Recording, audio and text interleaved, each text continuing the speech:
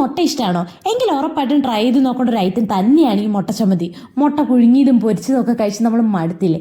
ഇനി കുറച്ച് ഡിഫറെൻ്റ് ആയിട്ട് ഈ ഒരു മുട്ട ചമ്മന്തി ഒന്ന് കഴിച്ച് നോക്കി. ഒരു തവണ കഴിച്ചാൽ ഉറപ്പായിട്ടും പിന്നെയും പിന്നെയും പിന്നെയും ഉണ്ടാക്കും.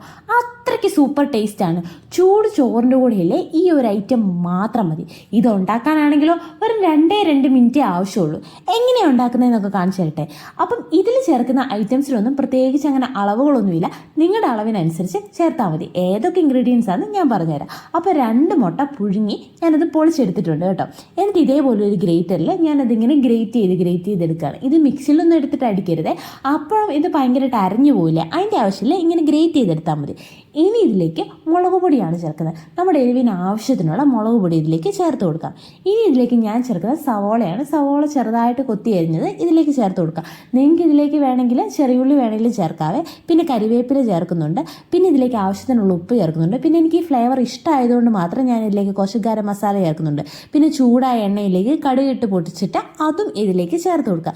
എന്നിട്ട് ഒരു 2 സെക്കൻഡോളം നമുക്ക് വെയിറ്റ് ചെയ്യാം. അതിനുശേഷം ഇത് നന്നായിട്ട് മിക്സ് ചെയ്ത് കൊടുക്കാം. നന്നായിട്ട് മിക്സ് ചെയ്ത് ആ ഒരു എണ്ണ എല്ലായിടത്തും പറ്റുന്ന പോലെ നന്നായിട്ട് മിക്സ് ചെയ്ത് കൊടുക്കുക.